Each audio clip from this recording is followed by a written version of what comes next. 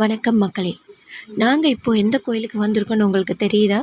வேறு எங்கேயும் இல்லைங்க, ஸ்ரீரங்கம் தான். நம்ம பெருமாளை புரட்டாசி மாதம் தரிசிக்கலான்ட்டு வந்திருக்கோம். காலையில் 6 மணிக்கு நடக்க போகிற விஸ்வரூப தரிசனம் பார்க்க போகிறோங்க. யானை 3 முறை சத்தம் எழுப்பினதுக்கு அப்புறமா தான் பெருமாள் கண் விழிக்கிறதா ஐதீகம்னு சொல்கிறாங்க.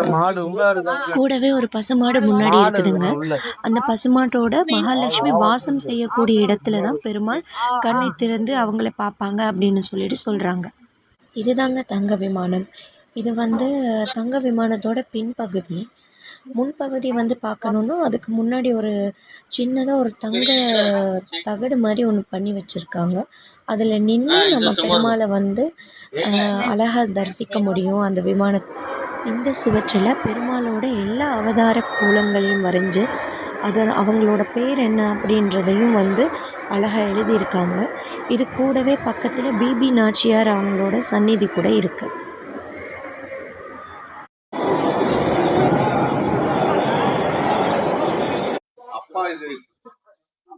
கோயிலை சுற்றி வரும்போது அந்த சுவற்றில் இந்த கிருஷ்ணரோட உருவமும், இன்னும் கொஞ்சம் முன்னாடி போனோம்னா அதில் ஆஞ்சநேயரோட உருவமும், இன்னும் கொஞ்சம் பாஸ் பண்ணி போகும்போது அங்கே ஒரு நந்தியோட உருவம் போட்டிருந்தாங்க.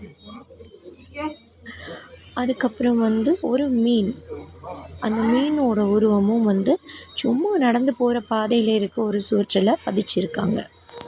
இங்கே பாருங்கள் பெருமாளோட பாதம். இந்த இடத்துல நிறைய பேர் வேண்டுதல் வச்சுட்டு தொட்டில் கட்டியிருக்காங்க. அப்புறம் நிறைய பூட்டு வேறு அதில் கட்டியிருக்காங்க. நிறைய காணிக்கைகள் கட்டியிருக்காங்க. அங்கேயும் தெய்வத்தை வழிபடுறாங்க. எவ்வளவு அழகான கோபுரம், எவ்வளவு உயரமான பெரிய கோபுரம்.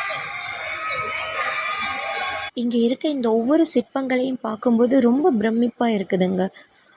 அப்படி ஒரு அழகான சிற்பங்களாக இருக்குது.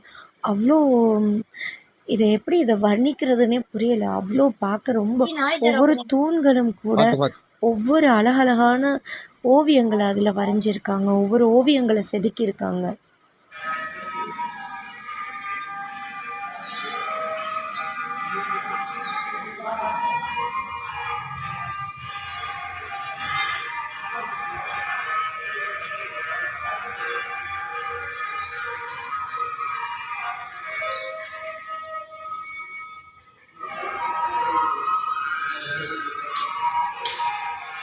இங்கே தாங்க 1000 கால் மண்டபம் இருக்குது.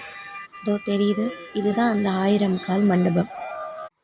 இங்கே இருக்க இந்த ஒவ்வொரு குதிரையிலையும் ஒவ்வொரு விதமான சிற்பங்களை செதுக்கியிருக்காங்க. ஒவ்வொன்றும் ஒவ்வொரு விதமான வேறுபட்ட ஒரு சிற்பங்களாக தான் இருக்குது.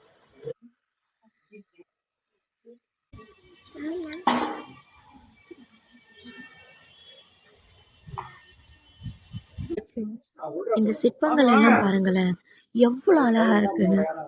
ஒரு நிமிஷம் நான் பிரமிச்சு போயிட்டேங்க.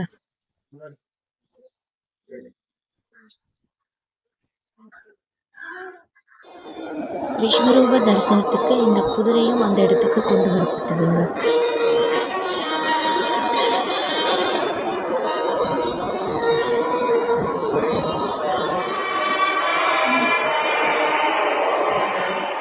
ரொம்ப பெரிய கோயிலுங்க. ஃபர்ஸ்ட் டைம் போனதால் நாங்கள் நிறைய சன்னிதானத்தை தரிசனம் பண்ணாமல் விட்டுட்டோம். நெக்ஸ்ட் டைம் கண்டிப்பாக எல்லா இறைவனையும் தரிசனம் பண்ணணும். இந்த வீடியோ உங்களுக்கு பிடிச்சிருந்துச்சுன்னா என்னோடய சேனலை சப்ஸ்கிரைப் பண்ணுங்கள், லைக் பண்ணுங்கள், உங்கள் ஃப்ரெண்ட்ஸ் அண்ட் ஃபேமிலிக்கு ஷேர் பண்ணுங்கள். தேங்க்யூ.